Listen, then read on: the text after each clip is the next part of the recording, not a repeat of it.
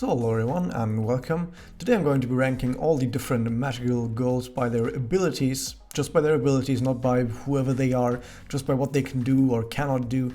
And also it's not supposed to be like a power level ranking, like I'm not going to be saying that, oh, this character will always beat this character or something like this. This is more of just how good are these abilities that they have in just general combat, maybe against other magical girls, maybe against witches, maybe against Uwasa, other types of monsters, whatever you can imagine. Or maybe just how good they are in general everyday life. Just how awesome would it be to have this ability compared to some other ability? What are their weaknesses? What are their strengths? So you might be wondering, but we don't know all these people's abilities, so how are you going to rank most of these? Actually, we do.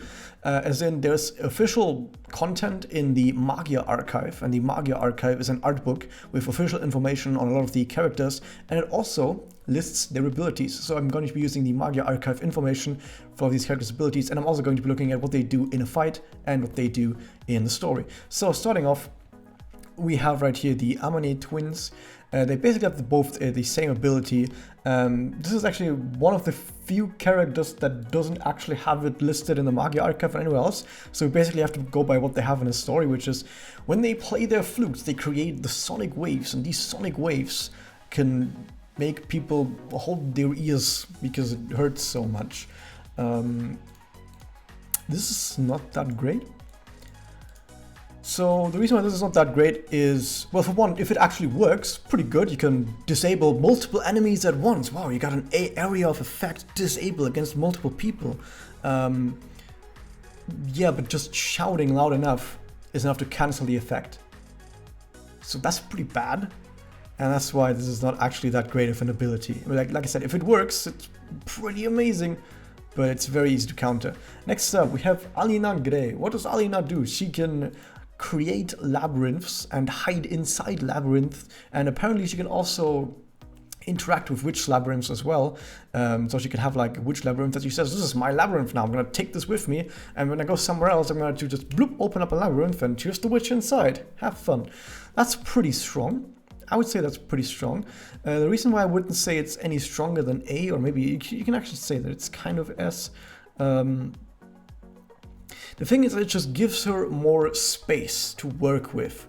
So like, you can trap people in labyrinths, you can put other stuff in labyrinths to like keep with you, sort of like what Homura does with her behind the shield thing, although it's a more elaborate thing.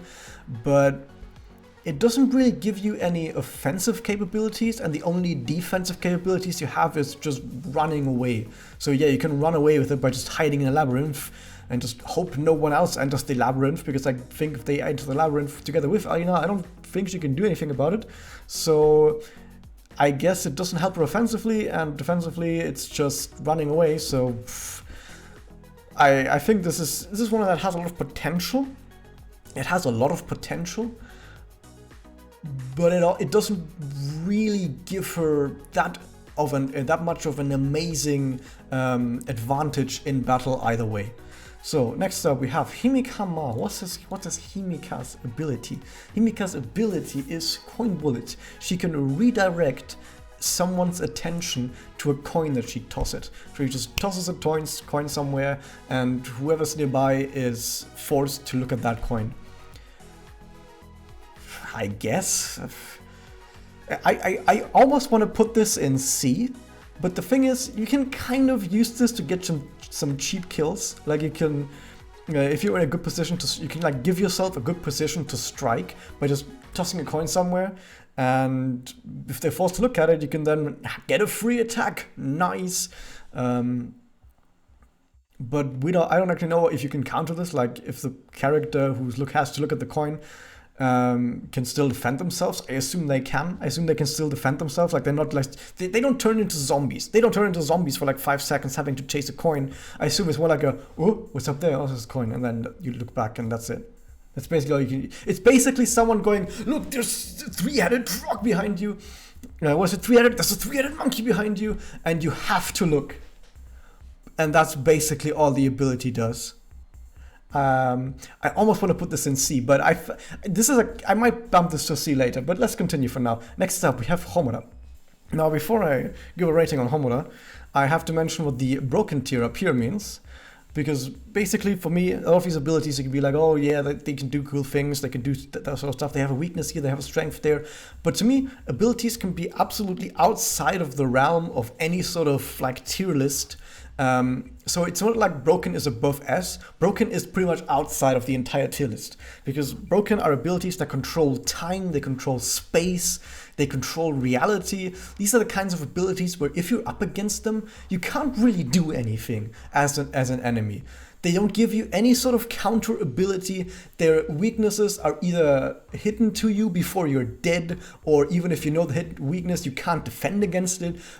These are just abilities that are just unfair. They're just unfair because usually abilities are balanced in that they have some strong points, some weak points. These ones, not fair at all. Time Stop is probably the most unfair ability in any sort of universe that you can think of. The only way someone with Time Stop loses is if you arbitrarily say, okay, this Time Stop has a weakness though. So for example, Homura's Time Stop has a weakness. Anything she touches is immune to Time Stop.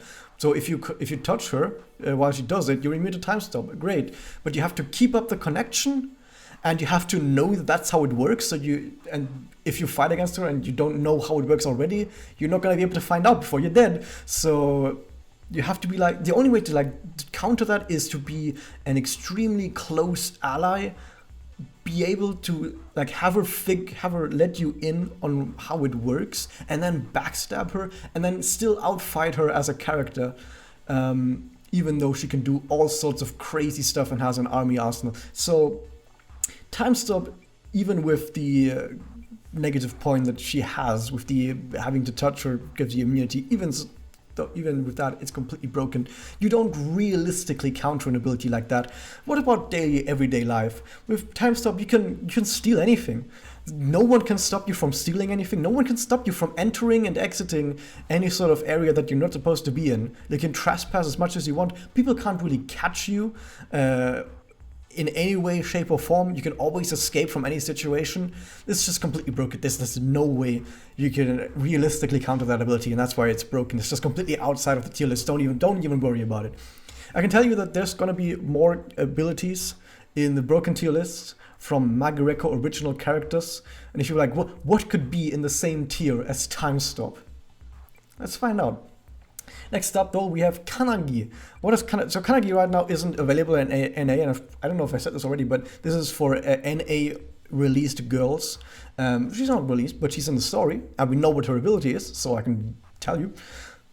Basically, she can read people's minds, but she has to be transformed, and she has to be really close. I think somewhere around melee range, or somewhere like 5 meters or something, to be able to read someone's mind. That said, mind reading is pretty good. Mind reading can give you so many information on the character itself, everything that they know. If they know people that know a thing, or if they know someone who knows someone who knows someone who knows a thing, and you read the initial person's mind, yeah, you know that thing as well. You know everything. It just gives you a huge burst of information. And like you can say, okay, for combat, it's not that effective because you have to be in melee range to do it, and the person you're using it on, if they're an enemy, they're gonna fight you. So you're not gonna be able to read enemies who are currently still fighting you. So you have to knock people out or make people incapacitated in some way before you read their mind. It's not really good for combat at all. But outside of combat, if we're talking about utility and everyday life, basically working as a spy, maybe this is probably one of the best abilities you can ever possibly imagine, because you can just instantly gather information on anything very easily. Next up, though, we have Kirika. So one thing I need to mention is all of the spin-off characters aren't on here because it's really vague on what they can actually do and what they can't do. Like, for example, what actually does Tart do? She has a lot of power. Okay.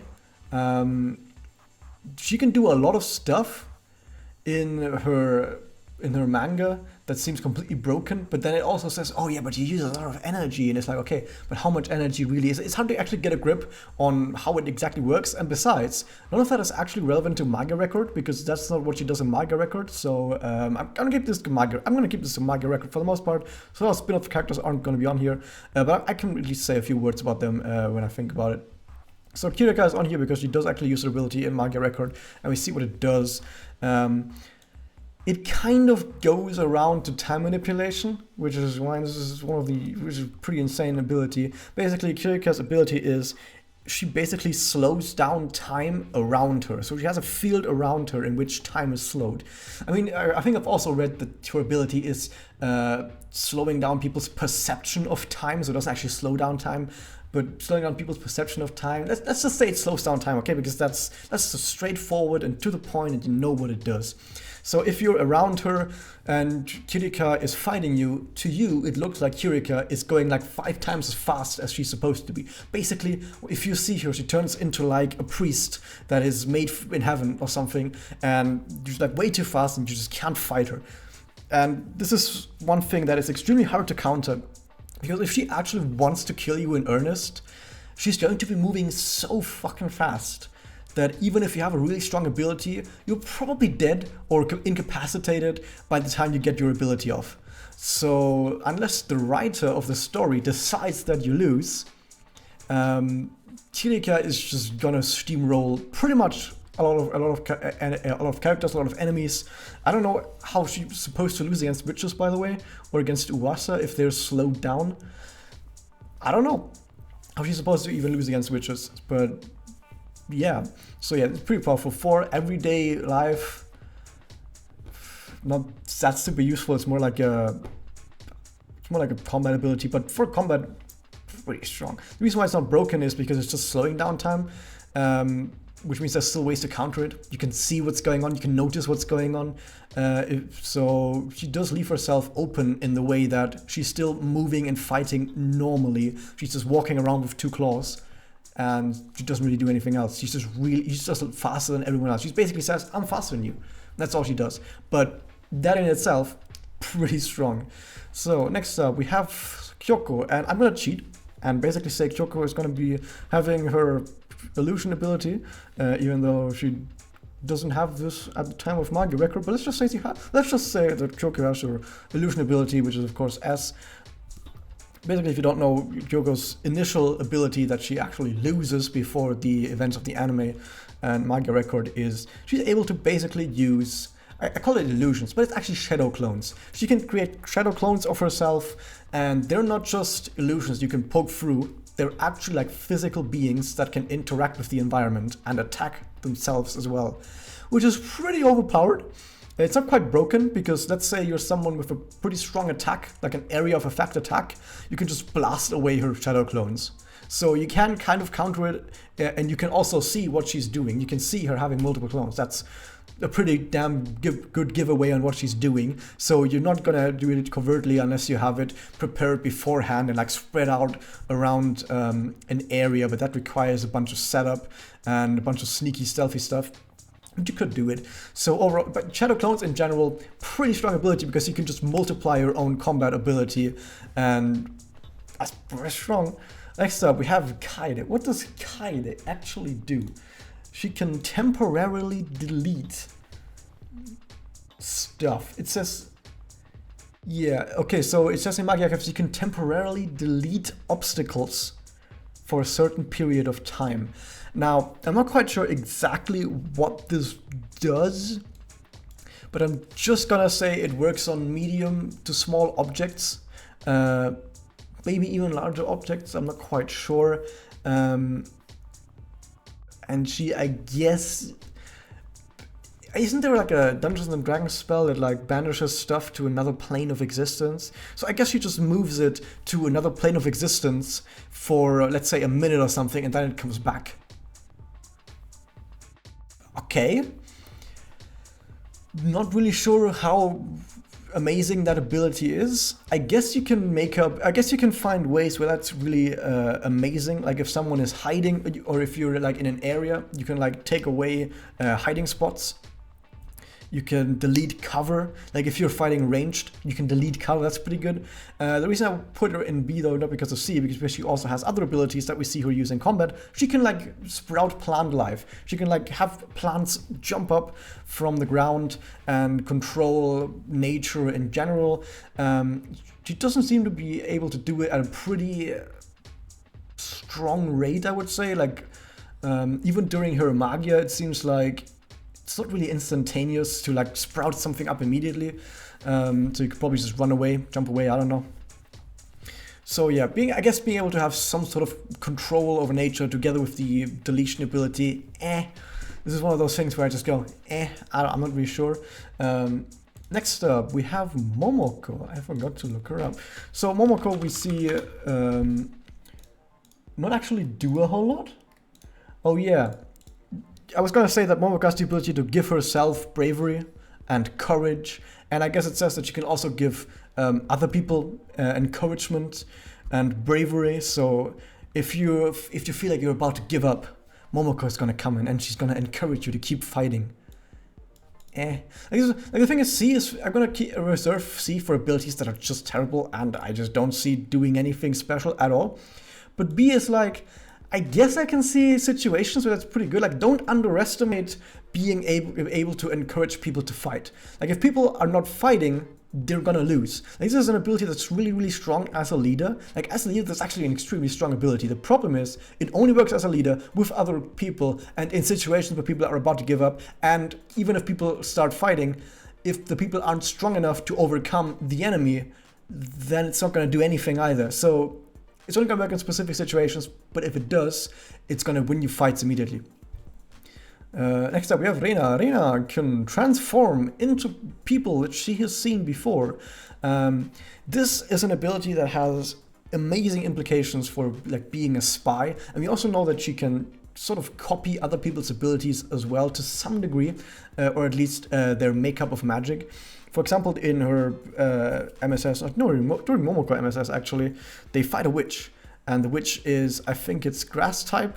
And Momoko is like, oh, my attacks are super effective against it. And Rena is like, oh, my attacks don't really do anything. And then Rena transforms into Momoko and says like, no, my magic type works well, but way better against her.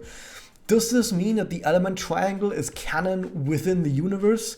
I don't know. But we can at least say that she can kind of change her the nature of her attacks as well. So it seems like whoever she transforms into, she can use their attacks as well. So for one, you can use other people's attacks if you transform into them, and secondarily, it's also an absolutely amazing spy ability and utility ability to just impersonate anyone perfectly. Like, I assume they get the voice as well, they get the magic makeup so people can't detect that it's someone else's magic, at least they shouldn't be able to. I guess Rena is absolutely terrible as acting like other people, like their mannerisms and the way they speak and everything. But in theory, if she was better at using that, that's pretty darn broken as well. Not broken, but amazing to be able to do that. So yeah, pretty good ability. You can just assassinate people really easily. Like, this is an amazing assassination ability. Like, someone comes up to you, think they're your friend, and suddenly, bam, they backstab you, you're dead. The one thing that this ability is really not good at is fighting against something like witches. I guess, like I said, you can use other people's attacks, but it doesn't make you any stronger. It just changes the way you attack. But if an enemy is just stronger than you, this ability doesn't really do anything, because she cannot transform into witches or Uwasa or any other type of enemy. She can only transform into magical girls, and I think only into people that she's seen. Not just magical girls, just into people in general that she has seen and knows about.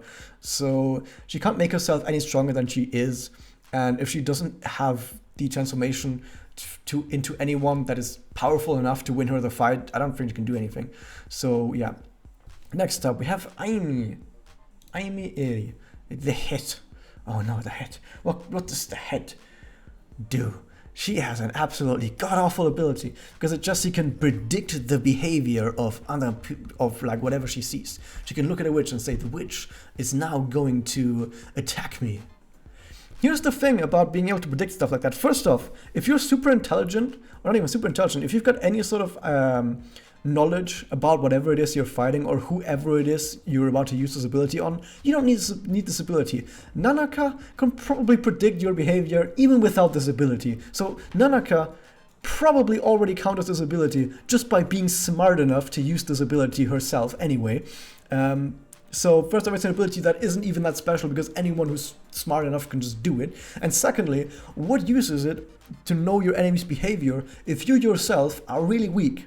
and can't do anything about it. Like, let's say you detect the behavior of the witch. The witch says that you notice the witch is going to attack me with this and this attack, and you realize, wait a second, I can't dodge this attack, or wait a second, I can't counter this attack. Fuck! What do you do in that position? Or let's say you see, oh, the witch is going to attack like this. I can dodge this attack, but how do I counter it? Like, how do I attack? How do I deal damage to the witch or to my enemy? She just has guns. I mean, guns are pretty good, but they're just two dinky guns. In terms of magic abilities and magic weapons, guns are pretty good against anything humanoid, but against witches, I don't know. So, like, her ability is something that anyone who's really smart can do anyway. So, and it doesn't actually help her do stuff she otherwise couldn't do. Good job. That's terrible. Next up, what do we have? I need to switch over. So we have Akira. What does Akira have as an ability? So Akira's ability is the following. She can identify weak points. Oh, she can identify weak points. That is absolutely god-awful. You can say like, oh, if I know what my enemy's weak points are, I know where to attack. But here's the thing. She's a melee attacker. Melee is by far the most dangerous place to be in any fight against monsters. Like, if you're fighting a monster like a witch or an Uwasa, you don't want to be in melee because most enemies destroy people in melee range. You want to be able to stay in range. You want to be able to kite, maybe, to have a coordinated attack. And if you have to run into absolute melee punching range, that's pretty darn dangerous. So you would like to have something that protects you. She doesn't have anything that protects her. She just knows where she has to attack. Doesn't seem that powerful to me to know where to attack, because here's another thing. Let's say you're also really smart. Let's say you're also Nanaka, who's really smart, and you just say, I can look at my enemy and be like, oh, I can see how they move, I can see how they act. I guess a good place to attack would be there. And there you go. You don't even need Akira's ability. You can just be smart enough to see, oh, maybe it would be nice to attack here. So she can't defend herself other than just her natural attacking abilities. So like I said, her ability doesn't defend her in melee range, where it's really dangerous. And her ability is also something that a really smart person would be able to do for her as well. Also, it has no utility points for outside of combat. Awful. Asuka, what is our favorite suicidal maniac? What can she do? She can discipline people. What does that say? Temporary obedience? That sounds pretty good to me. Being able to tell someone, hey, you're going to do this and this and this now. And then they do it. The thing is, I don't know. The thing is, I would like to put this in S, but I don't know how far this goes. How much can she make someone obedient to what she says? Does it work on witches and Uwasa? And if it does, to what degree does it work on them? There's a lot of, like, I can't really put her anywhere because it doesn't really state exactly what the limits of this ability is. I say she can maybe suggest to someone like, hey, you don't want to attack me, you want to attack that person. So maybe you can do stuff like that. Or maybe you can say, you don't want to attack me, you want to move back. Or you're going to miss your next attack. So like sort of suggestions to give your enemy, to push your enemy in a certain direction. Be like, oh, you're going to do this? You're going to do that. So I think or at least I assume that this limit is going to have some sort of limit to it. But we just don't know to what extent it is. So like I said, I put her in A right now, but I don't really know where to put her. She's a sort of, I don't know. Next up, we have someone else who's in that ability, who's quite up there. It's Ayaka. Her ability is she can make something a joke. What does that actually mean? Basically, she can say something like, you just attacked, you're going to attack me. Your attack is a joke. Basically, she shit talks enemies and goes, that attack is a joke, and then the attack actually becomes shit and ineffectual and does nothing. So let's say the enemy has a giant sword and is swinging at her. So she said, that sword's a joke, and that sword turns into rubber and doesn't hit and doesn't deal any damage. It became a joke. It sounds so stupid, but that's pretty strong to just say that that's not the way it is. The way it's worded is it says not taking another person's actions seriously, and that's also the way it actually manifests. Like, I think it's also something like, I guess it's one of those abilities that could do pretty much anything the writer says it's gonna do, as in, she goes shopping and something costs $10. And she says, that price is a joke. I'm not going to take it seriously. And then the shop clerk goes, yeah, you're right. It only costs $1. I guess. I don't know. It could work like that. It could work like that. The thing is, once again, I don't want to quite put her into S rank because I don't know what the limits are. I'm certain it's at least A. Could be S if it really does have no limit, works on anyone and anything, and can do anything that Ayaka can like rationalize as being a joke. I don't know. There's a question mark here. It's another question mark ability, but it sounds pretty good. Next up we have Ayame. Her special ability is being able to die a lot. No, wait a second. It's invincibility. It's actually the exact opposite of being able to die a lot. It's temporary invincibility. For a few seconds, she is almost unkillable. Why is that B? Because it doesn't actually help her kill the target. For one, it's offensively not that great. I mean, you can say you can throw yourself into attacks. So it does give you some sort of edge offensively. If you say, okay, I don't need to dodge this attack or block it or go somewhere else. I can just power through this attack using the invincibility and attack myself. So you can like force counter attacks. That's pretty good, right? It's the problem that I have with it. It says it's temporary for a short time. It says for a short time. I assume if it says that, it means just for a few seconds. And I assume she can't just spam it because then you would just have it all the time. So if you only have a few seconds of invincibility in a fight where we know if you fight against witches, if you fight against other characters, if you fight against Uwasa, those fights don't go that quick. Those fights might last a minute or a little bit longer than that. Being able to give yourself a few seconds of invincibility might give you an advantage, but for the entire other time, you don't have any special ability. It's a special ability that only works a few seconds of a minute-long fight. Like you can say, okay, I have 5 seconds in which I'm invincible, but then I have 55 seconds in which I have absolutely nothing. Yeah, that's pretty terrible, actually. That's a B rank. It's definitely not a C rank because being able to be invincible for a few seconds, pretty good. But I feel like it doesn't do enough to actually push her higher than that. Next up, we have Emily. Emily uses her magic ability all the time because she can charm people. By the way, the thing about Emily is that we don't actually know what her wish is. There's like this hint that she gives where she says, I wish to be the cutest little devil. But she says this in a sort of jokey manner, so I don't actually know if that's actually what her wish was. It's intentionally left vague on what she actually wanted to wish. So I assume that she, well, I know we know she looks like a succubus. So I assume she wished something like, I want people to like me or something like that. I want to be irresistible. Not in a romantic way, but in a sort of everyone who interacts with her feels like she's their friend. That's sort of what her ability is. If you talk to Emily, you feel like that's a friend I can trust, and I like her. That's basically what her ability is. That's pretty good. But in combat, I assume she can't use it on someone who is already wanting to kill her, and I assume she can't just use it on a witch. Because how would you charm witches? I don't know. I guess in-game it works. Like you can say, oh yeah, in-game, if you fight a witch, you can definitely charm witches. You can charm Uwasa, you can charm all these enemies, right? But I don't think that this would actually work in-universe too well or for longer than a few seconds.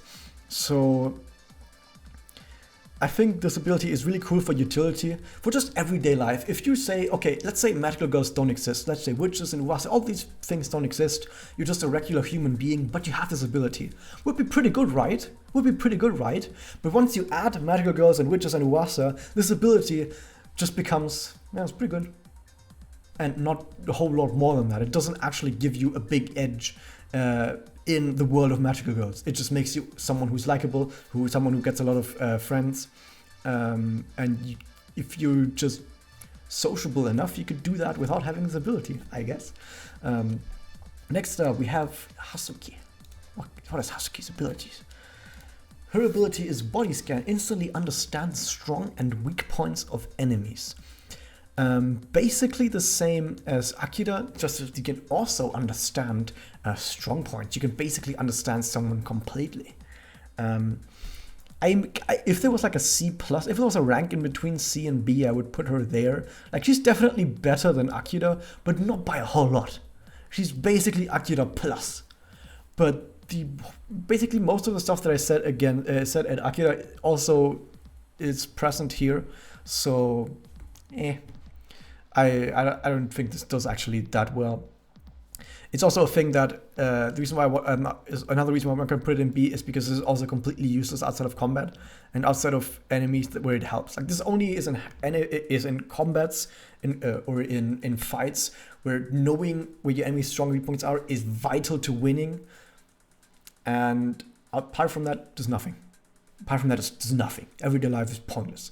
And like I said, it's also another ability where if you're really smart, you just know this. So yeah, I guess. Also, by the way, if there was something between C and B, I would also probably put Imity in that between C and B. But I'm not gonna put it. I'm not gonna make too many categories for now. Next up, Hinano. Hinano's ability is the following. She basically has Boku no Rhythm wa Kitekure. Or you non-manga plebs might call it Killer Queen. She can turn things around her into explosives. More like into chemical explosives, but it's explosives. Pretty good. That's definitely a very strong combat ability. If you have a lot of items around you, I mean, she has a bag. She can also do the thing that Homura does, where she has like this space behind her weapon. Here's the thing, by the way. Homura being able to hide stuff behind her shield. I always theorized this myself when I was watching the anime, that that's actually not something that's part of her natural abilities, but it's something that she learned at some point, and it's something that anybody can learn. I think there was like an interview with someone from Ayaka Quartet or someone who worked on the show who kind of said like, yeah, maybe other people could learn it as well, so I assume maybe other people could learn it as well, I don't know. But yeah, even aside from that, she actually has a bag as part of her outfit, so she can just have a bunch of items, throw them around, and they explode violently. And having violent explosives basically everywhere around you that you can control, it's pretty good. It's pretty good. Problem though is, I guess she could randomly accidentally explode herself or her allies. I don't know how she's supposed to fight in a controlled manner with allies if she has explosives everywhere and people might randomly explode. Like, this also came up in the anime where Sayaka was like, I don't want to fight with Homura because she makes everything explode and I'm in melee combat. So if she fights a witch and she has a melee attacker around her, like someone who attacks with their tail, like Emily, she might accidentally explode their faces off. Oh, sorry. So it's an ability that has to be used very carefully. And it also doesn't really do much outside of combat, but it has pretty strong power. Like, the actual oomph behind it, pretty powerful. Next up, we have Kyoko. Her ability is being able to charm everyone who is 13 years old. Additionally to that, she can also, okay, her ability, they named it reproduction. It's not what you think, okay? It's more like replication, okay? It's replication. They named it, unfortunately, the translation, right? Whoever translated this had a dirty mind, okay? So basically, if she sees anything, if she sees something, she can replicate it as long as she has the magical capabilities of it. Like, if she has enough magical power to do it. So if she watches any other magical girl use their ability, she can then use the same ability as long as it doesn't take more magic energy than she herself has. So, for example, she cannot copy Ultimate Madoka. She just doesn't have that much magic. But she could copy, for example, she could copy Shadow Clones. Oops, she could copy Shadow Clones, or she could copy Kirika. I don't think she could copy Time Stop because she doesn't see it. She doesn't see Homura use it because time is stopped. She actually won't be able to see any of the other two use it as well that I'm going to put up there. Yes, spoiler, there are going to be 3 people in Broken. I don't think she can see maybe one of those use it. Or maybe the other one as well if she's not the target. Anyway, being able to copy other people's abilities, pretty strong. Although I would put, if there was like another tier between A and S, I would put it in there because she has to see an ability first. Even if she's going to copy an ability that is an S tier, like even if she copies Shadow Clones, because she has to see it being used first, the other person always gets the jump. The other person always is the other person is always able to use the ability first against her, and then she has to counter using that ability. But the thing is, this is also another ability that is amazing outside of combat if you have any sort of friend around with you. Because if your friend does anything, or if you have multiple friends, you can do anything that any of your friends can do. So if any of your friends has an amazing ability for utility, now you have an amazing ability for utility as well. Isn't that great? So you can outside of combat, so basically this ability becomes exponentially more useful the more friends you have.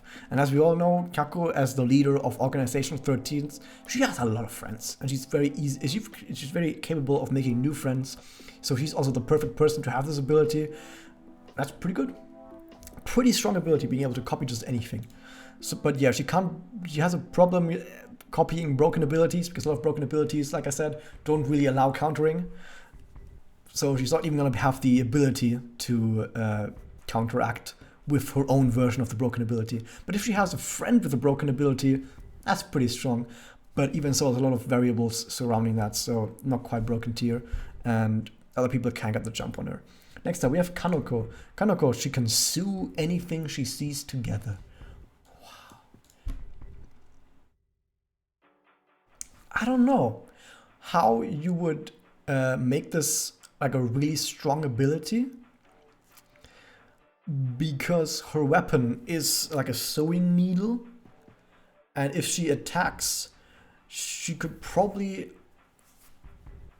just do it. No, I don't know how to say that, as in her ability isn't actually that special if she has to go into melee range and actually stitch stuff together. I don't know what to say about there, because just like Kanoko, her ability is just...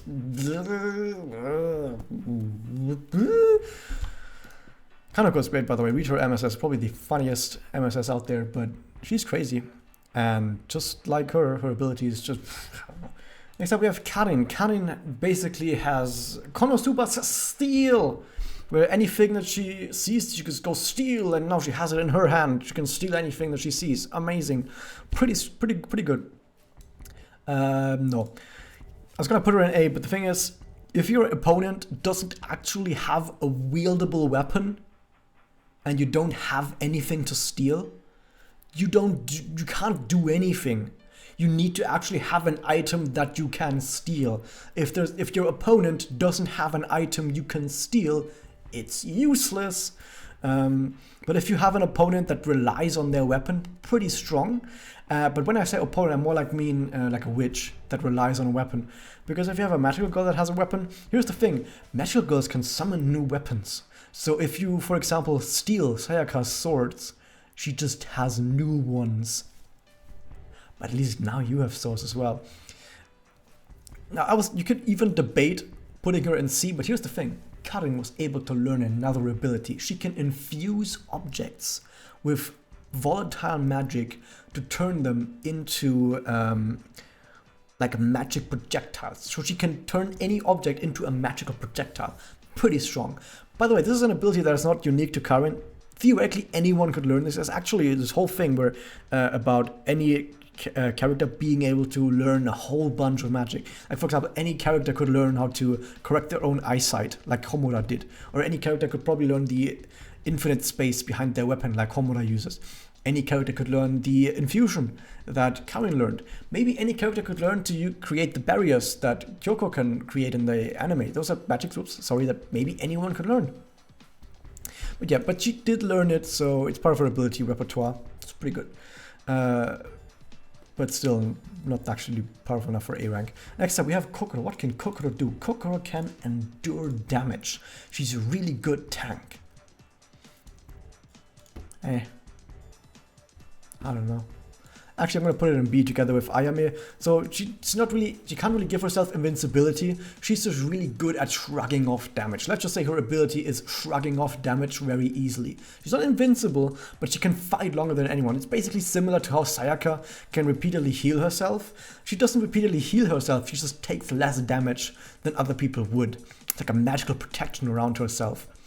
Pretty good for defensive abilities on yourself, but that's all it does. It basically means you yourself are way harder to kill. It doesn't help your friends, unless you like get in people's faces and make them attack you, so you protect your friends that way. It doesn't help you offensively, dealing more damage. Like you get to attack more, I guess, because you don't have to worry about defense too much.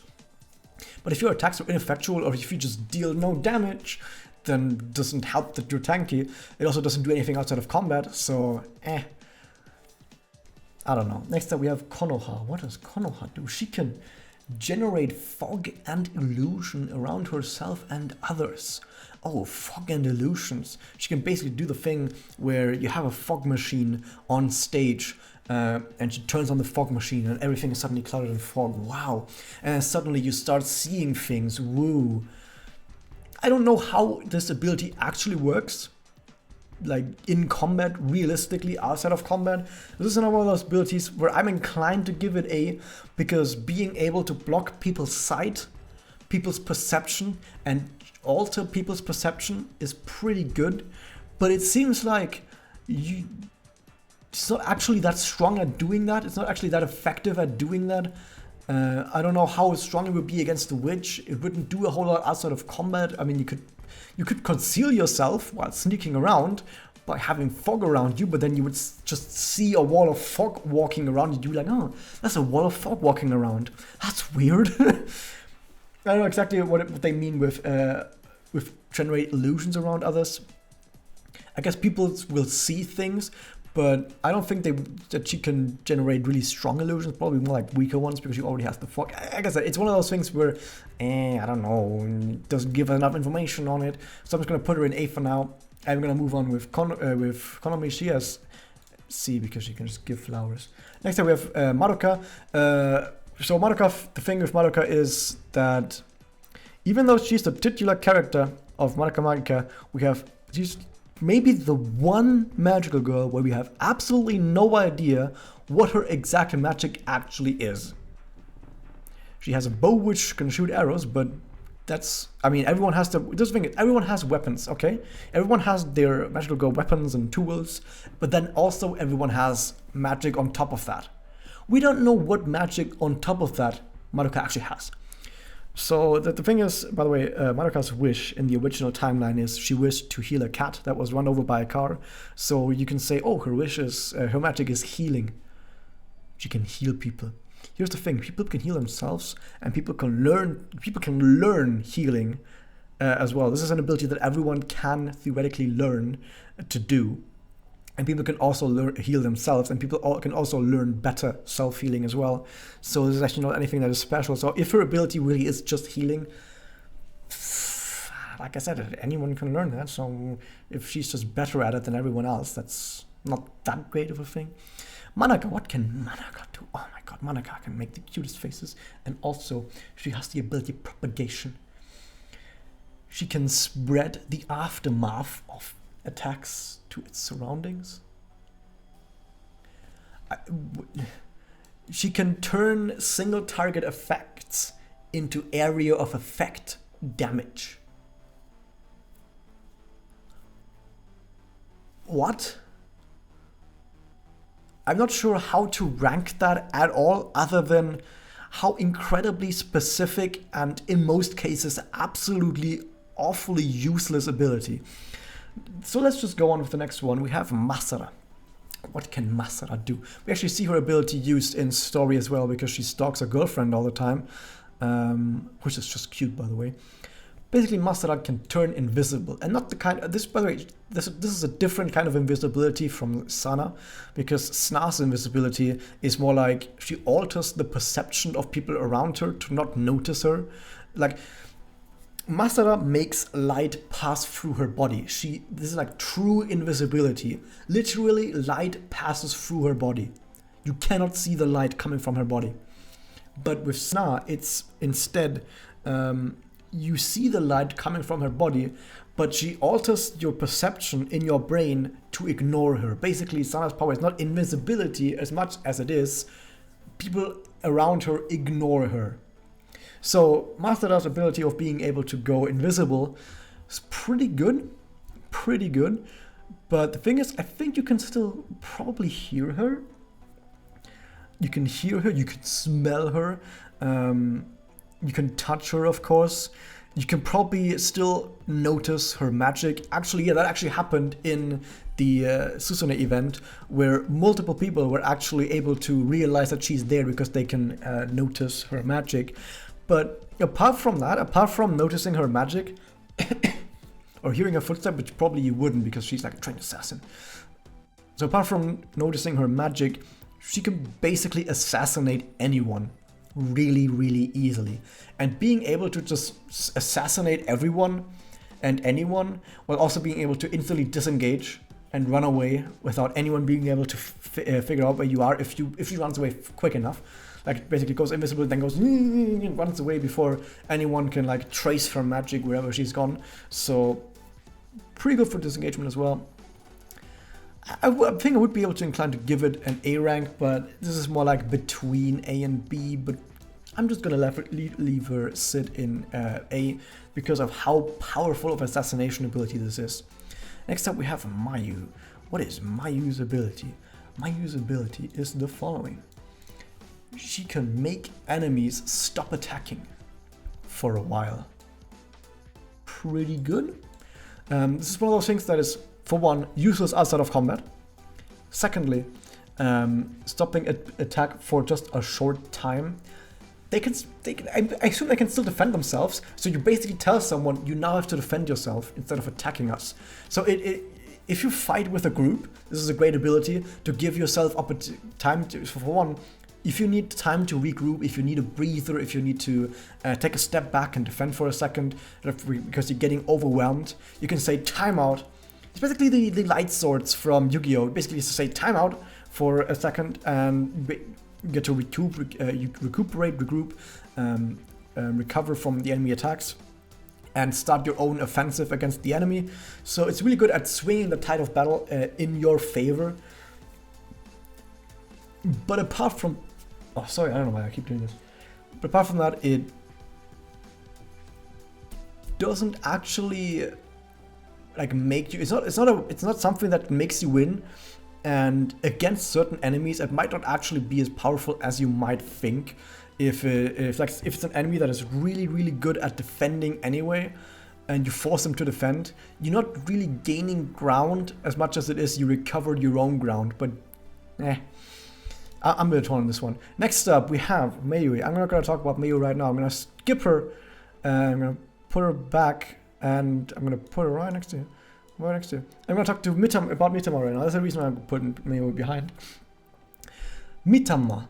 The thing is, Mitama is a character whose ability seems really weirdly vague. As in, we know what her wish is. We know the effects of how she fights. We know what her magic does to enemies. But we also know how she can use that magic to help people. So the actual official, we don't actually have official information on what exactly her ability is. We just know this, we just see the effects. This is the thing. We see the effects of her magic, but we don't actually know what the core of her magic is. I assume that the core of her magic is death and decay, because her wish was to basically be the harbinger of death, basically. She wanted to be the one to destroy the city. She also, in combat, when she attacks, or when she uses her magia or her doppel, you see her magia and her doppel don't actually deal any damage, but they cause enemies to rot away. She causes a decay and death in enemies. So I assume that's just her magic. And I assumed that adjusting, like the thing is, she had to learn adjusting. Her magic is not adjusting. She specifically stated, I couldn't do anything, but someone, wasn't Kanagi, but someone taught me how to adjust people. So this is something that she learned. And she said she was only able to learn how to adjust because her magic was suited well to learn adjusting. So her magic has something to do with adjusting, but it's not adjusting. But her magic also has to do with causing rot and decay and death. So if you know Fate Grand Order, I assumed she has something like Old Man of the Mountain's ability to introduce the concept of death, if you want to go there. So, but these are just the effects of her magic. What actually is her magic? And I think the actual effect of her magic is that she's able to, on touch, enter with her magic. She can penetrate her magic into whatever she touches. And how do I say this? She can rearrange. It's hard to put this into words because I'm trying to rationalize being able to destroy things from the inside, but also being able to help people from the inside. So I think she just rearranges the whatever she's touching, but not as in like physically rearranging things, like taking one stone from here and putting it over there, but more like rearranging the life force. Yes, rearranging the soul of whatever she touches. She can control this. This is what I was trying to get at. She can tap into people's and enemies and everyone's soul, and then restructure people's souls. The way this magic usually is supposed to work is she uses that to cause death and decay, and make people rot away by reaching into their soul and just making it fall apart. But because she can reach into people's souls, that also makes her adjust. It also gives her the ability to adjust. This is a B rank, by the way. Does this increase by the way? Oh, yeah, this does increase. Good. I've never used this before. So I talked a lot about this, but Mitama's magic is one of the biggest enigmas in all of the entirety of Magreco, which is why it was so hard for me to talk about this, because this is the thing. We don't actually know exactly what her magic is, so I'm just trying to talk around it a bit to give you an understanding of what it does. Because like I said, we know what it does, but we doesn't know what it is. But like I said, this is, I think, what it does. You can sort of, what it is, you can reach into people's souls, rearrange it, make them fall apart, or rearrange it in a way that makes them stronger. You can also see the memories, pretty good. So just being able to adjust is pretty strong. Being able to make stuff run away is pretty strong. The reason why it's not any higher than this is because it works by touch, and she specifically stated that this is what makes her so bad at fighting. Because how is she gonna walk up to a witch and then just touch the witch and be like, just wait a minute? Can you just wait for a minute while you fall apart? That would be very nice of you. How do you fight like that? How do you fight like that? So instead she went, okay, I'm gonna just have a sheet of cloth and then just cover that cloth in my magic and then just swipe the cloth over enemies and sort of apply my magic in liquid form on enemies. Yay. Something like that, and then the magic that is left behind on the enemies then rots them away over time. Yay. Of course, she states this as failing to adjust, but that's just because she doesn't want to tell people like, hey, I can make your soul rot away and fall to pieces. So how about me adjusting you? Just lie there and give me your soul. No one would trust her if she told people like, hey, I can make people's soul rot and fall apart.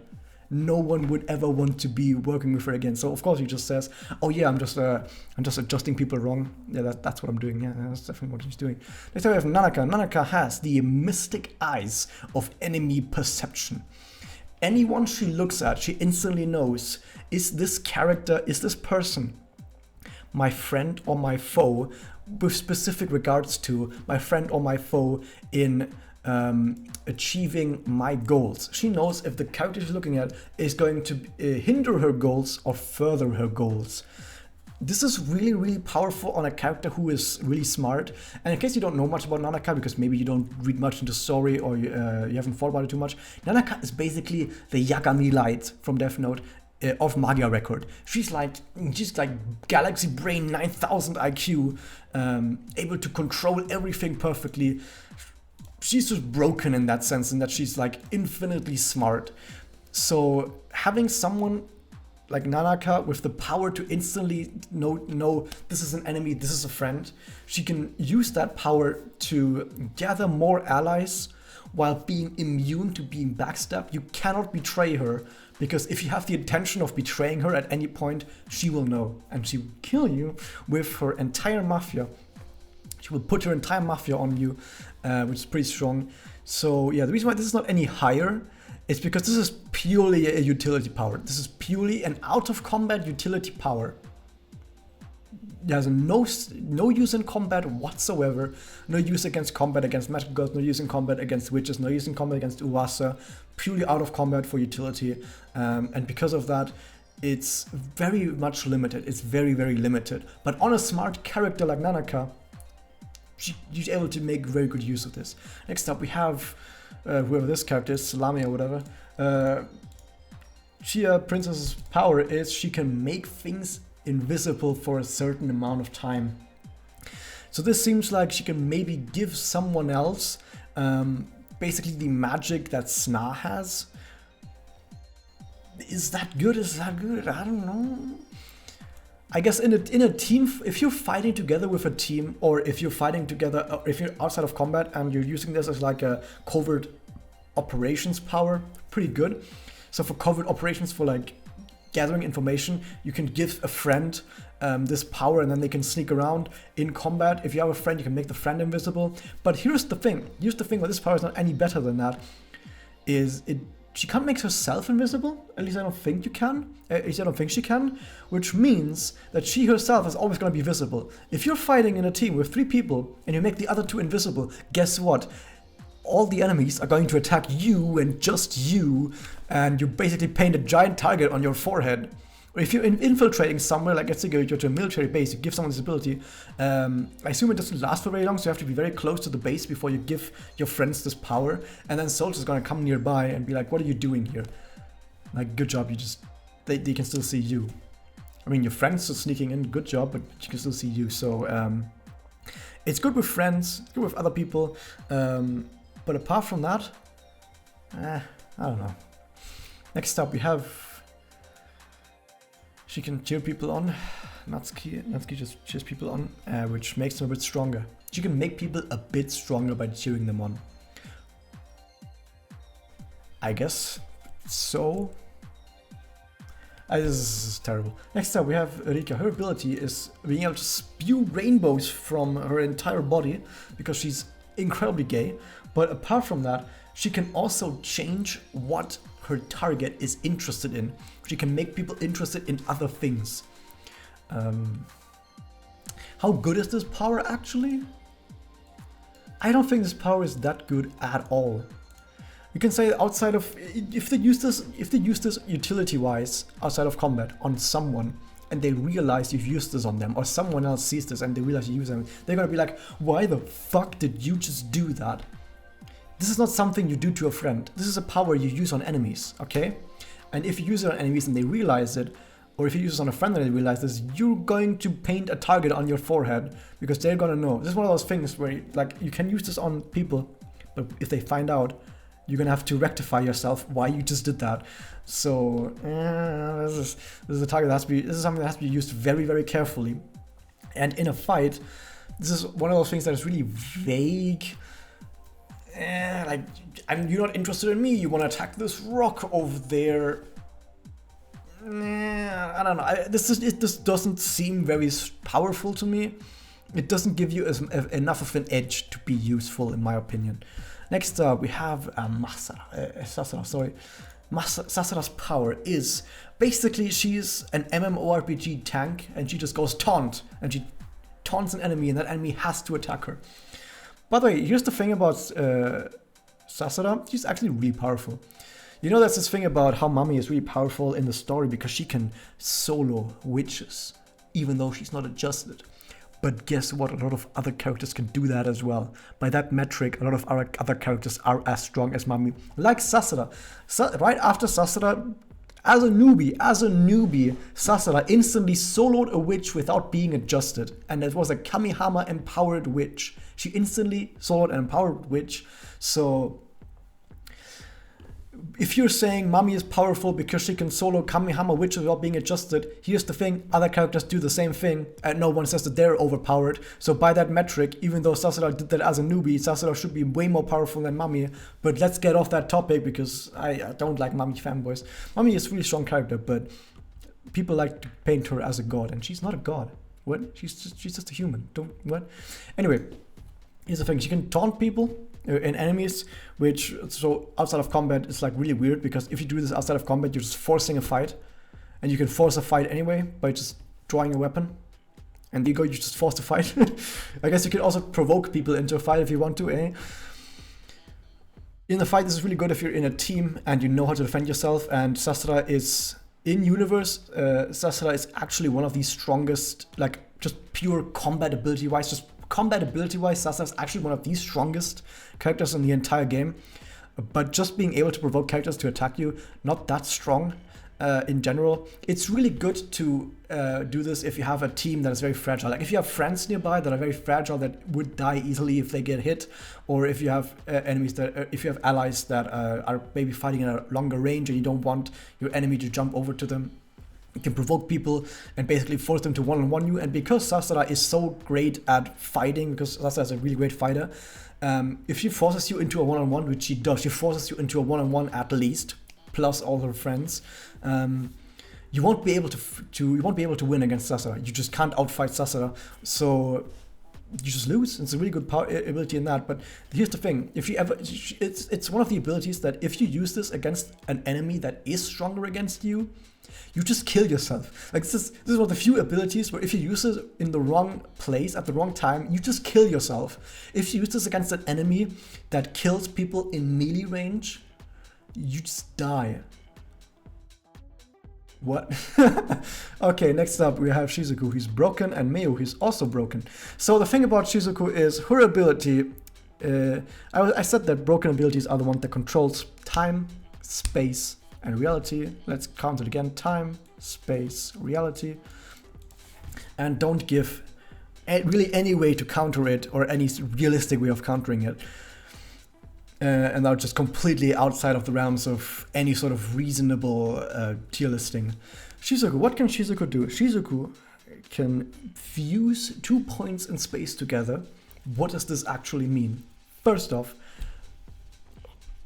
she can open up a gate that anyone can walk through, foe, enemy, whatever, can walk through, that leads to any other spot in a 10 meter, 100 meter, 1 kilometer radius, 10 kilometer radius. How long is it? The entire planet. She can basically open a gate to any spot on the entire planet. Probably even inside the planet as well, so she can probably just open a gate to the Earth's core. Pretty good. So here's the thing, we don't know exactly how she opens these gates, if she has to open it like right in front of her face, or if she can open it at a distance as well. But if she can do it at any distance, she can probably just open up a gate right underneath your enemy's feet, and you just portal your enemies into the Earth's core. I'm just gonna portal you into the Earth's core. I'm gonna portal you into the bottom of the Mariana Trench. You can just portal, not even that. If you can say like, oh, but if you open a portal there, like magma is gonna flow through or water is gonna shoot through the portal into the other side. Fair enough. But you don't even have to do that. You can just portal your enemy to a cave that's like 5 kilometers underground, where maybe there's no magma yet, just any cave. Like what are they gonna do? You portal someone to a cave 5 kilometers underground on the other side of the planet. That fight is over. that fight is just over. like what's gonna happen? You open the portal, they fall through, you close the portal, congratulations, you just won.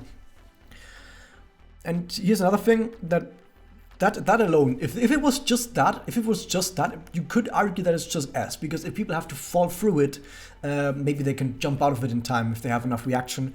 So they could still maybe counter this, right? But here's the thing, that's not all she can do. She can also teleport herself without any casting time instantly. So the gate is just for other people, which you can also use to teleport her friends all over the country, all over the entire world. She can teleport her friends anywhere she wants to teleport them. She can also, but you can also teleport herself, which means this is where the no counter thing comes in. If she fights against a magical girl, she can just teleport herself within one atom of their soul gem and shatter it instantly.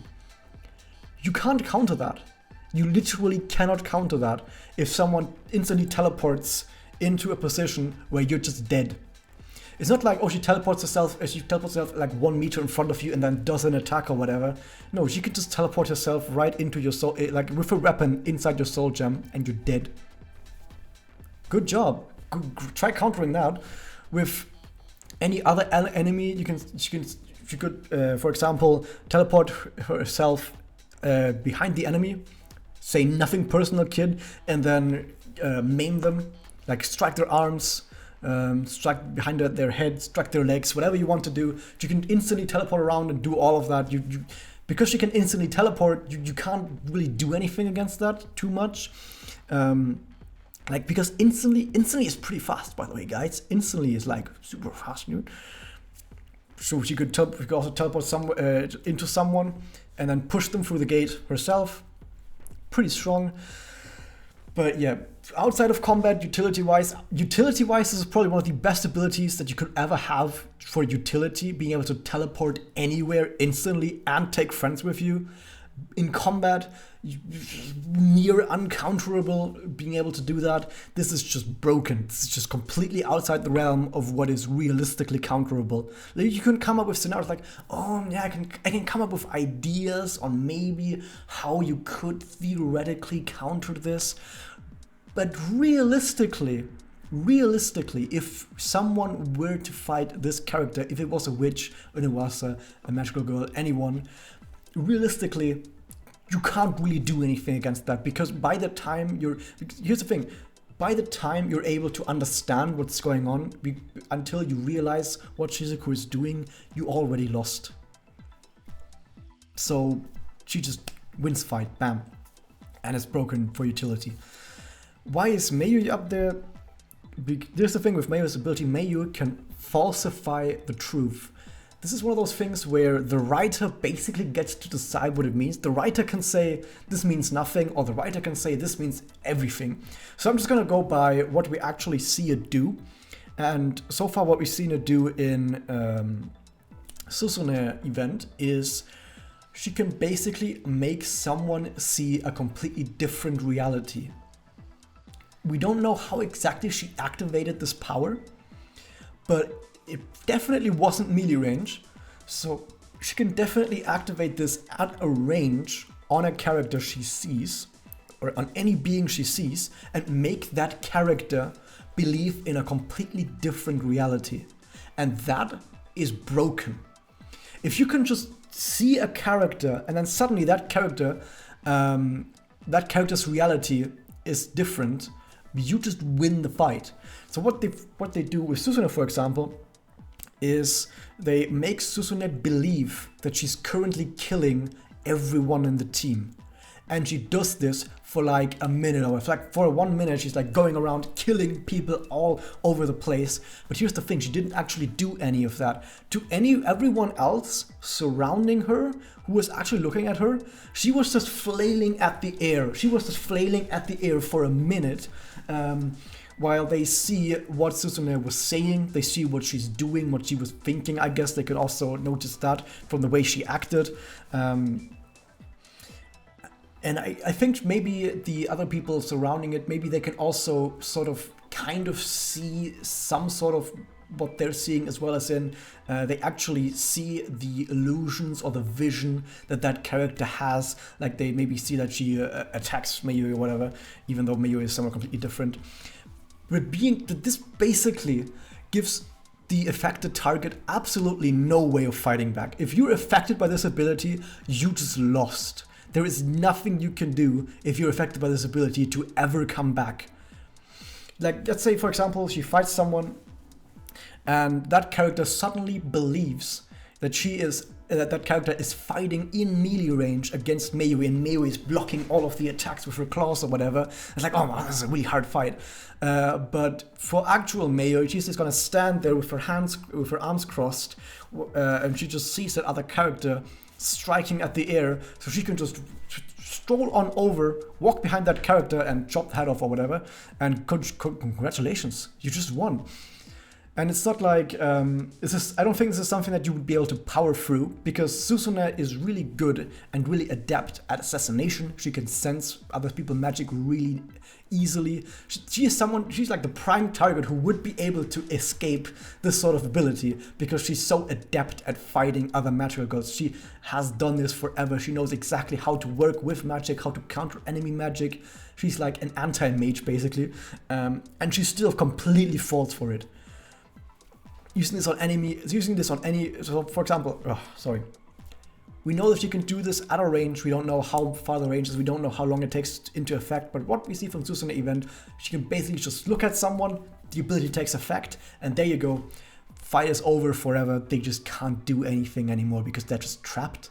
They're trapped forever, or at least until they die, I guess. Outside of combat, this is also an insane ability because you can make anyone believe anything, which is of course perfect for Meiyui because she's part of the Yakuza. I mean, they say she's not part of the Yakuza because like they don't want to say she's part of the Yakuza because it looks really bad if they have a character who is in line with evil organization. But it's Yakuza, okay? What is Yakuza? So as someone who is working for the Yakuza, it's of course an amazing ability to just basically trick anyone into believing anything. Here's the thing, she can make anyone believe anything. A cop comes nearby, like one of her guys shoots someone dead, and a cop comes nearby and sees it, or the FBI comes around, she just goes, this didn't happen, it was actually the other rival Yakuza group who did this, and they go like, oh, I see, there's evidence here that points clearly towards that other Yakuza. Like I see, here's fingerprints, and here's another gun that I found, and it matches up with the suspects from this other Yakuza gang, and then they go over and kill the other Yakuza gang. Good job. Like it's actually insane how broken this ability can be to make anyone believe anything, and I assume this works against witches and Wasa as well. So yeah, absolutely broken. But yeah, this is the broken trio of Maiga record. So I guess I already spoiled that no one else is going to be in there. Next up we have Ren. What is Ren capable of doing? Ren is capable of destroying grief seeds. She can erase grief seeds from existence, I assume at a range as well. The reason you would think this is absolutely god-awful. Why is this not in C? Why is this not in C? I'm going to tell you, if I would put it between C and B, I would put it between here. There is one reason why I put it in B. And this is the following. We know that magical girls have a soul gem where their soul is. If the soul gem gets destroyed, they die. And we know that a soul gem turns into a grief seed, which then houses the witch, which comes out. If a currently alive witch had their grief seed destroyed, I assume that would one-shot the witch. So I assume if Ren got to see the grief seed of a witch that was still alive, she would be able to one-shot the witch by destroying the grief seed. Yeah, they don't get the loot. Okay, they're not going to be able to use the grief seed for restoring the magic. That sucks. But theoretically, she could one-shot any witch. Isn't that good? Like I said, I would put this between B and C, because in theory, being able to one-shot any witch sounds pretty amazing. But we haven't really seen any witch have their grief seed around while they fight. But it has to be somewhere. Like the grief seed has to be somewhere, right? So where is it? Is it hiding in somewhere in the labyrinth? Do they have it in their body? We don't actually know where exactly it is.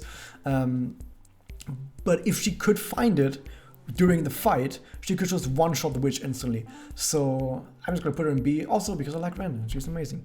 Mummy, her ability is she can create ribbons, which she can use to create all sorts of stuff and like bind enemies and create guns. But the thing is that creating guns is something that or rather creating their weapon is something that any maker can do. Any magical girl can create their own weapons, so her being able to create guns is nothing special in that regard.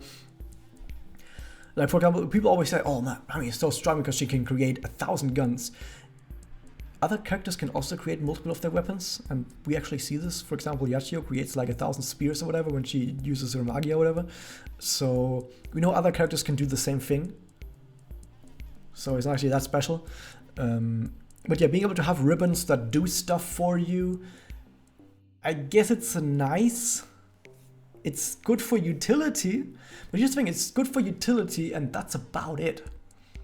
It basically, if this is an ability that requires a really skilled user to have, and Mummy is indeed a very skilled user, but even so, it can't really give yourself a massive edge. She still relies on just her weapon when she fights. When she fights, she really just uses a weapon for the most part, and apart from that, just for utility, I don't know. Mito. She has the power of being on the autism spectrum, and also she can connect with people's souls. The reason why this is amazing for being out of combat for utility, but here's the thing, it does nothing in combat, and you basically can't use this on enemies because you have to get really close to someone and touch them. She basically headbutts people when she does it, but I guess you can also hold hands. She has to touch someone to do it. It's not going to work on someone who thinks you're an enemy. And if you do, you can kind of you're not really reading their mind, but you can understand their motivations. You can understand how they're feeling and their emotions. You get a good understanding of all of that, which can be really helpful at getting a good view of if that guy could be an enemy. Could that person be an enemy, or does that person have an understanding that misunderstanding that needs clearing up? So you can. Basically, this power creates friendship, is what I'm trying to say. This power makes you create friendship with someone who is willing to let you touch them and engage in this ability, which is pretty good, but it's a rather specific power. It's a rather specific power that only works in specific situations, but it can have a really great effect. Next up, we have Origo. People may be like, what? Seeing the future is an amazing ability, is it not? No! Seeing the future is actually not that great of an ability at all. Why is seeing the future not that great of an ability? Here's the thing. There are so many buts attached to seeing the future. First off, can you control what you see and when you see? So what we see with Oriko, not really that much. She can't really control that much when she gets visions and of what she gets visions. So already, her power is not even something she can control very well. That's a big problem, because you can just get random visions of stuff that doesn't even help you at all. So it could potentially be useless just by the fact that you don't even see anything relevant. Secondly, and this is the more important part, and something that people always overlook when it comes to being able to see the future. Sometimes people say, oh, imagine if you play chess against someone really powerful, or let's say you play chess against Magnus Carlsen, one of the best chess players of all time. And you say, I can see the future, I can see what moves he does, I can see exactly his next 10 moves that he's going to do. Wow, now I can counter. Here's the thing, and this is what I'm trying to say with the second point.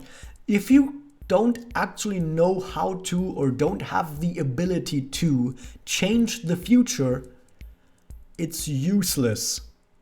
If Oriko plays chess against Magnus Carlsen and gets a vision, here's what she's going to see. She's going to see herself lose, and then she's going to lose. If you can't change the future, knowing the future is pointless. Or if we go back to what I said was you can see his next 10 moves. If you don't know how to counter his next 10 moves perfectly, you still lose. So seeing the future is only helpful if you can actually change the future.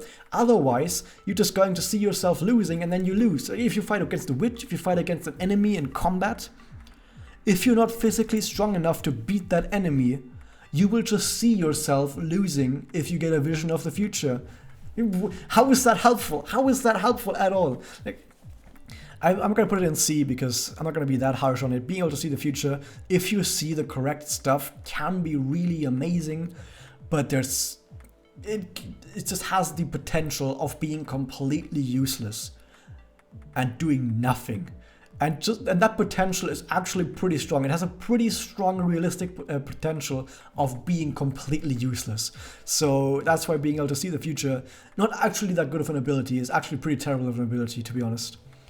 Next up, we have Layla. What can Layla do? Oh my god, we even have her up here. There we go.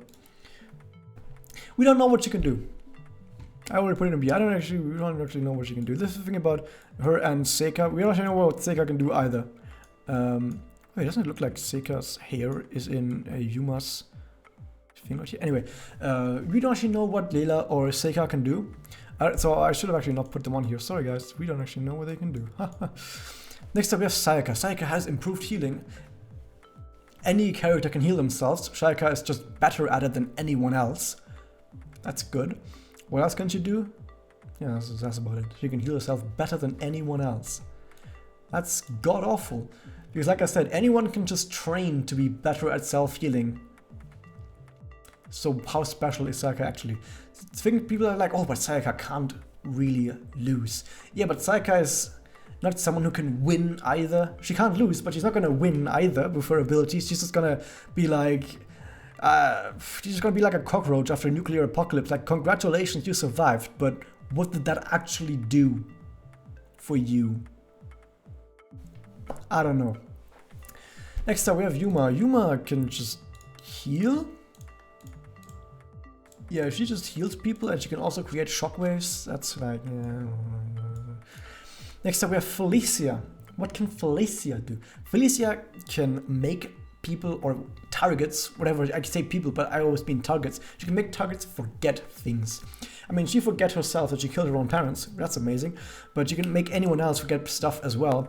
I don't know if she can like target what people forget. I'm gonna assume she can like try to make her enemy forget specific things, which can be good, but probably isn't actually that helpful. It seems like one of those powers where it's more of a flavor thing because it fits to her character. But I don't see her actually being super powerful. Iroha can just heal stuff. I don't know, like healing, whatever. Healing is like one of the most useless abilities because, like I said, anyone can learn to heal other people and anyone can already heal themselves. You just need magical power to do it. So if you say, oh, but she can heal someone so they don't have to use their own magic, you can just give them a grief seed so they have more power and more magic power, and then they can heal themselves as well. Great. Your entire magic ability can be substituted by just giving someone a grief seed. Wow. Sana, we already know that Sana has the ability to go invisible. I'm gonna put this, or should I put this below her? No, I'm gonna put this on the same level as I was gonna say. The thing is, Masara has like actual true invisibility in that light passes through her body, where with Sana it's more like people don't recognize her being around.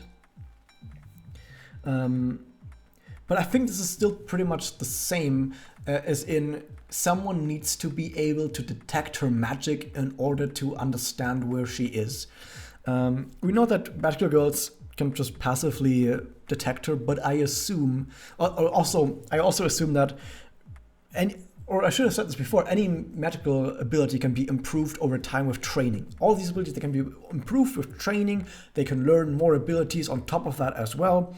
And so one thing that Sana could do is, for one thing, she could learn to be detectable by humans again. Or I assume that she could do that, where she can say, okay, I'm going to make it, I want to train my abilities so that at one point I'm going to be able to be detectable by humans again. Great. But I assume what you could also do is you can maybe also train her abilities in such a way that she could also not be detected by magical girls as well. So she would be on a similar level as Masara, where they just can't know where she is and what she's doing unless you can detect her magic. So I'm gonna put her on the same level as that. Next up we have Tsuruno, which is I don't know where to put her. Here's the thing what her ability is. She has luck.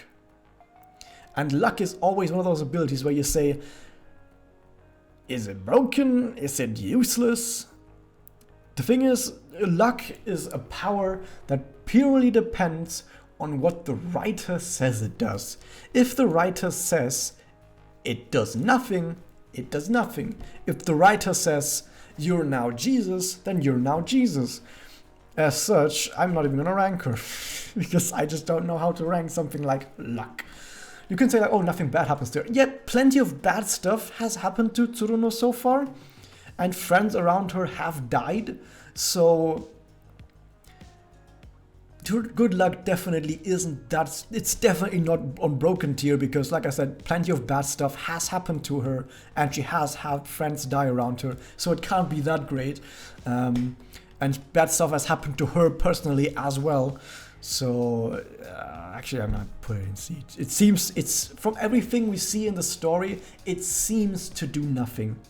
It seems to just be for flavor that she has good luck, when the story and what we see of her actually contradicts that. Yachio.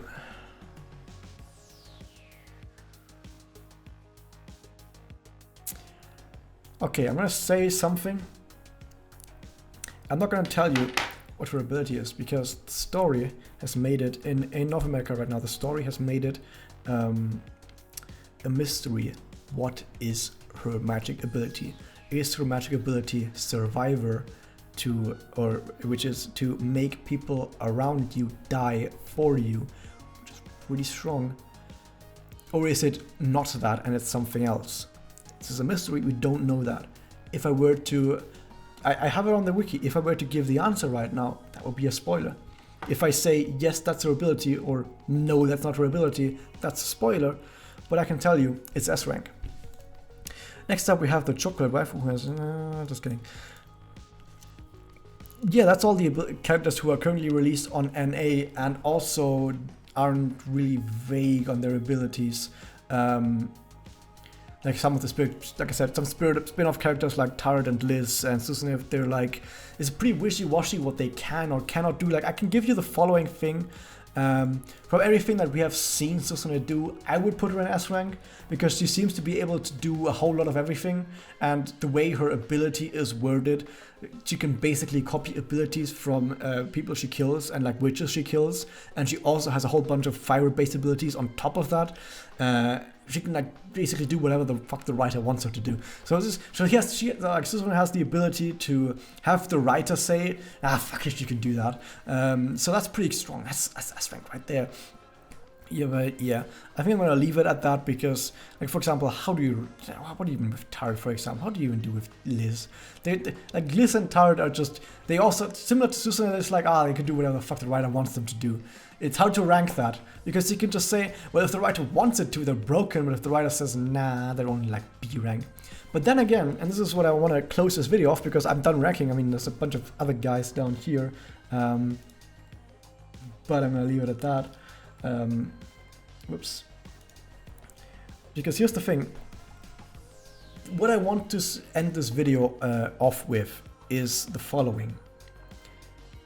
Everything that you see right here is first off not set in stone, because there's the number one rule about tier lists is that all tier lists are wrong. So this tier list is wrong. Don't take this as a tier list that is correct, because all tier lists are wrong, always. Although one thing is for certain, Homura is always an ST no matter what ranking you do.